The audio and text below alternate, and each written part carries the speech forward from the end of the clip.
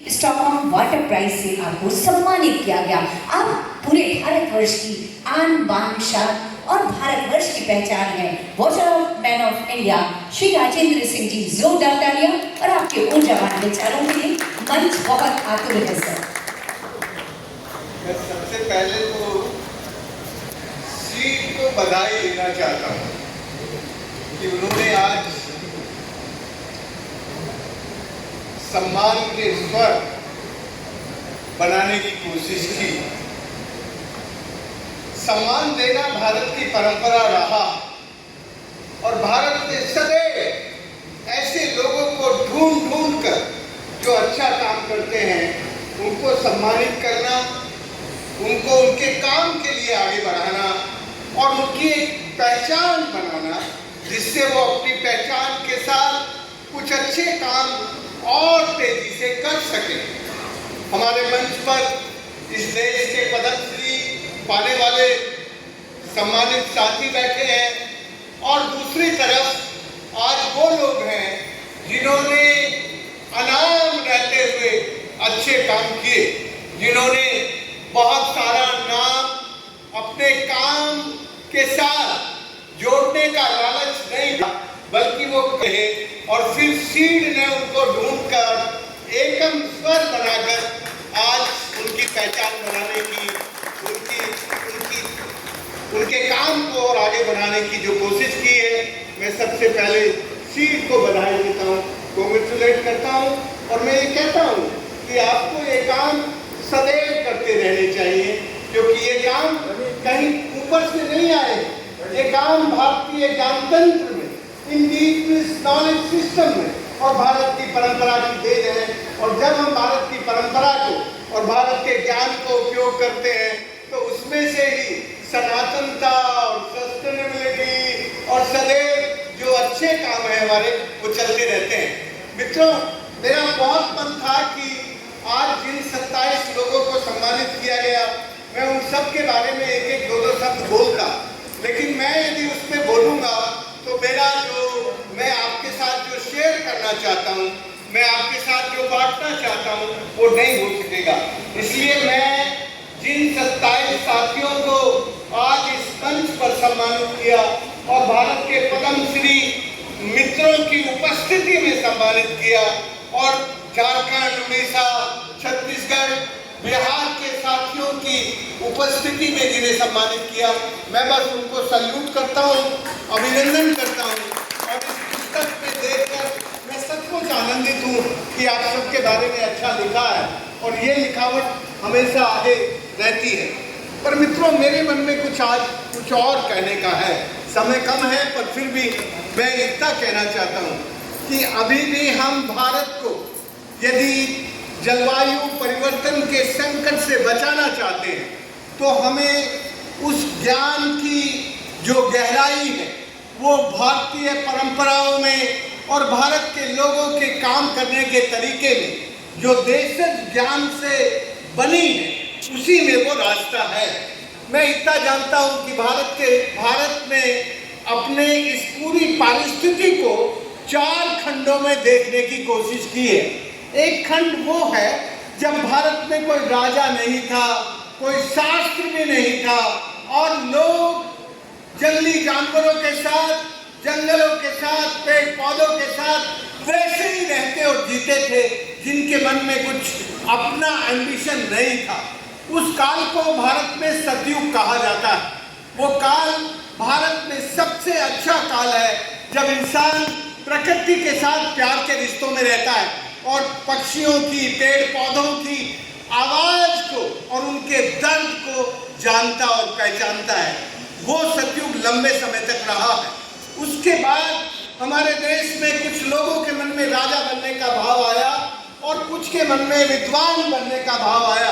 तो राजा को विद्वान चाहिए होते हैं, क्योंकि राजा तो राज करता है, लेकिन राज चलाने के लिए जो शास्त्र लिखे जाते हैं, जो संविधान लिखा जाता है, जो विधि लिखी जाती है, नियम लिखे जाते हैं, उनको विशेषज्ञ लोग करते हैं। तो एक तीसरा काल है जिसको हम त्रेता काल कहते हैं। लेकिन उस काल में भी राजा जनक जब राजा है उस वक्त प्रकृति का गुस्सा बढ़ता है और सुखाड़ पड़ जाता है, अकाल हो जाता है।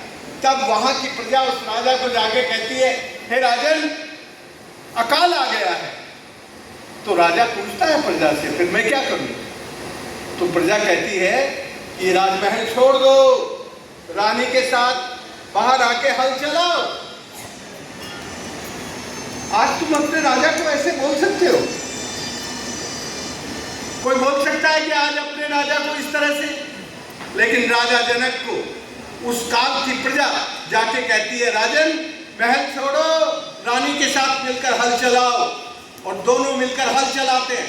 तेज पसीना आता है, पसीने की बूंदें जब मिट्टी में पड़ती हैं तो मिट्टी में जो बीज है वो अंकुरित होकर हरियाली लाने लगता है। प्रॉब्लम क्या है? ड्राउट। और सॉल्यूशन क्या है? जरा बताइए।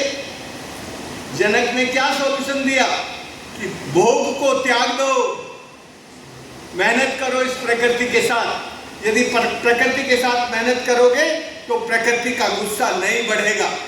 तो उस काल को हम त्रेता काल कहते हैं, जब अकाल का इलाज भारत का राजा और रानी दोनों मिलकर अपने पसीने से जमीन पर हल चलाते हैं। फिर एक काल आता है द्वापर, उसमें कंस नाम का राजा है जो बड़ी लूटपाट करता है, बड़ा लालच बढ़ गया है और उस लालच के कारण वो सब कुछ भूल गया है। तो उससे इंद्र नाराज हो जाते हैं और बे ऑफ बंगाल से आने वाले बादल और अरेबियन सी से आने वाले बादल, उन दोनों बादलों को इंद्र टकरा देता है गोवर्धन पर्वत के ऊपर और ब्रज भूमि में बाढ़ आ जाती है। तब वहां के ग्वाले कृष्ण के पास जाते हैं और कहते हैं, कृष्ण, हम डूब रहे हैं, गाय मर रही है। तो कृष्ण सॉल्यूशन बताता है कि जल्दी करो, सब गायों को लेकर गोवर्धन पर्वत के ऊपर चले आओ। और एक भी गाय नहीं मरती और एक भी ग्वाला नहीं मरता। वो जो बाढ़ है उसका समाधान ब्रज की भूमि में लोग ढूंढ लेते हैं। अभी तुम्हारा drought and flood control department क्या करता है? बचा लेगा वो गाय, जानवर, और बाढ़ को बुला लेता है।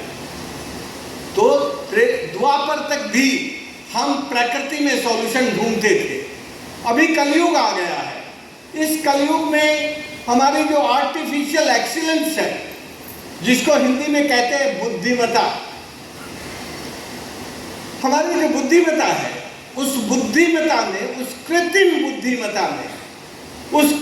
बुद्धिमत्ता में हमारे भाव नहीं है।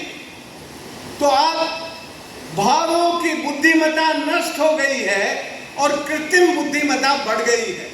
तो जब कृत्रिम बुद्धिमत्ता बढ़ती है तब जलवायु का संकट पैदा होता है, तब तुम्हारी धरती को बुखार चढ़ता है। और जब धरती को बुखार चढ़ता है तो मौसम का मिजाज बिगड़ जाता है। तो धरती को चढ़ता बुखार और मौसम का बिगड़ता मिजाज, हमारे इन चारों युगों में से हम सीख सकते हैं। दोस्तों, ये जो कलयुग है, इस कलयुग में भी आप इस प्रकृति को बचाने का काम कर सकते हैं। लेकिन ये जो आपकी आर्टिफिशियल एक्सीलेंस है, इस आर्टिफिशियल एक्सीलेंस के ऊपर आपकी जो इमोशनल एक्सीलेंस है, जो आपके भाव की बुद्धिमत्ता है, उसका प्रभाव होगा। तो ये जो एक्सीलेंस है, इसको बिना विनाश किए आप उपयोग कर सकते हैं। नहीं तो ये जो एक्सीलेंस है, ये जो आर्टिफिशियल एक्सीलेंस है, ये विनाशक है, ये विनाश ही करती है, क्योंकि इसके अंदर प्यार नहीं है और सम्मान नहीं है और इसके अंदर श्रद्धा नहीं है। भारत के लोग इस प्रकृति को प्यार करते थे, इसीलिए जब भगवान शब्द बनाया भारत के लोगों ने, जो पूरे भारत में बोला जाता है भगवान, ये हमारा, हम भगवान किसे कहते हैं? वो हमारा सुप्रीमो है। लेकिन कैसे बनाया? भय से भूमि, जैसे गगन, वैसे वायु, आ से अग्नि और न से नीर। ये जो पंच महाभूत है, वो कभी मरते नहीं हैं। ना वायु मरती है, ना धरती मरती है, ना पानी मरता है, ना सूरज मरता है। इसलिए ये जो पंच महाभूत है, इन पंच महाभूतों के साथ जो हमारा रिश्ता है, उस रिश्ते को कायम करने के लिए प्रति क्षण हमें अपनी सुप्रीम ताकत का एहसास रहे, हम उसका स्मरण कर सके। वैसे भूमि, जैसे गगन, वैसे वायु, वैसे अग्नि और वैसे नीर, ये जो पंच महाभूत हैं, इनको हमने भगवान कहा। और फिर हमें जरूरत हुई कि इस भगवान के साथ साथ एक और परमात्मा जोड़ने की जरूरत है। तो परमात्मा जो है, इन पंच महाभूतों के योग से जो हम बने, उसमें जो वायु के साथ काम करती है हमारी आत्मा, वो सदैव कभी मरती नहीं है। इसलिए जब हम ये जान गए कि ये वायु मरती नहीं है, ये सूरज मरता नहीं है, ये धरती मरती नहीं है, तो हमने उसको कहा कि ये सब चीजें सदैव नित्य नूतन निर्माण करती रहती है। ये जो सदैव नित्य नूतन निर्माण करने की प्रक्रिया है, इसको भारतीय शास्त्रों में कहा है चरे वेति आदि अनंतः। ये चलता रहता है, इसका आदि और अंत नहीं है। इसलिए यदि जलवायु परिवर्तन को समझना है, तो आपको भारतीय ज्ञानतंत्र में जाकर अपने काल चक्र के बंटवारे में ढूंढना है कि हम जिस कलयुग में जी रहे हैं, उस कलयुग में हम क्या कर सकते हैं। दोस्तों, मैं जल्दी से इतना बता दूं, 50 साल पहले, 51 साल पहले जब मैंने पानी का काम किया, उस वक्त लोग कहते थे यार ये पागल आदमी है, ये भारत सरकार की नौकरी छोड़ के आ गया, इतनी अच्छी नौकरी में था जयपुर में, और इसको 4 साल से ज्यादा नौकरी नहीं कर पाया, छोड़ के आ गया, अब ये पानी का काम करने लगा। दोस्तों, हमने जिस दिन से पानी का काम शुरू किया, वो हमने किसी यूनिवर्सिटी की पढ़ाई का काम नहीं किया। हमने जो गांव के अनपढ़ लोगों से सीखा। मेरे गुरु सारे अनपढ़ किसान हैं। मेरा गुरु अब कोई यूनिवर्सिटी का प्रोफेसर नहीं है। मैंने जो भी कुछ सीखा वो भारत के अनपढ़ किसानों से सीखा, और उनसे सीख कर भारत की धरती पर 23 मरी हुई सूखी नदियों को जिंदा किया। 28,000 खदानें बंद कराई। दिल्ली, हरियाणा, राजस्थान और गुजरात, पूरे अरावली पर्वत में 1988 में सुप्रीम कोर्ट में मुकदमा लग के 1991 में बंद कराई। क्यों बंद कराई? क्योंकि खानों के कारण हमारा पहाड़ बर्बाद हो रहा था अरावली। लेकिन भारत के चीफ जस्टिस ने अभी थोड़े से दिन पहले 20 नवंबर को फिर उस अरावली को नष्ट करने का ऑर्डर दिया। तो हम अरावली के लोग इकट्ठे होकर हमने सुप्रीम कोर्ट को बता दिया कि तुमने भारत के संविधान का अपमान किया है। भारत का संविधान के आर्टिकल 21 और आर्टिकल 48A ये प्रकृति का और हम सब के जीवन का संरक्षण सबसे ज्यादा संविधान में जिस तरह से निहित है, आपने उसको नहीं समझा। और हमने देश में आंदोलन खड़ा करके सुप्रीम कोर्ट के चीफ जस्टिस को उसकी औकात बता दी कि तुम हमारे जैसे ही नागरिक हो, भले ही तुम सबसे ऊंची पद पर बैठे हो, लेकिन तुम ये अपनी मनमर्जी नहीं कर सकते। और हमने अरावली के अंदर उनका जो जजमेंट था उसको बदलवा दिया। तो दोस्तों, यदि प्रकृति का काम करना है तो एक तरफ प्यार बांटना पड़ेगा, जैसे हमारा रामपति बांट रहा है। इसने आज क्या किया? प्यार ही तो बांटा है। और क्या किया? प्यार ही बांटा है कि और कुछ बांटा है? बता दो ना। मैं कह रहा हूं रामपति ने आज क्या बांटा? प्यार बांटा। तो ऐसे ही हम लोग प्यार बांटते रहें। प्यार प्रकृति का प्रेम नहीं होता। प्रकृति को प्यार करना है तो आपको प्यार बांटना पड़ेगा। तो प्यार बांटने का काम करते रहें, प्रकृति का सम्मान करते रहें, और उसमें से प्रकृति के प्रति जब हमारी श्रद्धा जगेगी तब हमें ज्ञान होगा अपने भारतीय मूल ज्ञान तंत्र का, और तब हम बाढ़ और सुखाड़ से बच जाएंगे। और फिर जलवायु परिवर्तन का संकट का समाधान होगा। दोस्तों, मैंने 50 सालों में भारत की 10 वर्ग किलोमीटर जमीन पर जब हमने काम शुरू किया था, जरा क्लाइमेट चेंज वाले समझ लेना, तब हमारे इलाके में एक गीत गाते थे। क्या गीत था? बादल तो आते हैं हर साल मेरे गांव में, पर बरसते नहीं है वो, रूठ कर चले जाते हैं कहाँ हम जानते नहीं हैं। जिस दिन से बादलों ने रूठना शुरू किया, मेरा बेटा और बहू भी रूठ कर दिल्ली चले गए। अब ना मेरे कुएं में पानी है, ना मेरे खेत में हरियाली है, तो मेरे बुढ़ापे में खुशहाली कहाँ। ये दुख भरे गीत रामपति जी 1980 के दशक में गाए जाते थे। 70 से लेकर 80 के दशक में जब मैंने काम शुरू किया था, आज वहाँ का गीत बदल गया। जरा क्लाइमेट चेंज वालों को इन दोनों गीतों का अंतर समझ लेना चाहिए, और खासकर प्रोफेसरों को, वाइस चांसलरों को जरूर समझ लेना चाहिए, क्योंकि इन गीतों में वो अंतर निहित है। अभी क्या गीत गाते हैं वो लोग? अब बादल आते हैं मेरे गांव में, रूठते नहीं है वो, बरसते हैं मेरे खेतों पर, पानी आ गया है मेरे कुएं में। जिस दिन से पानी आया मेरे कुएं में, मेरा बेटा और बहू, अब उसको दिल्ली में एक पोती भी हो गई थी, और पोती लौट आए हैं घर। अब वो करते हैं खेती, खेतों में है हरियाली, कुएं में है पानी।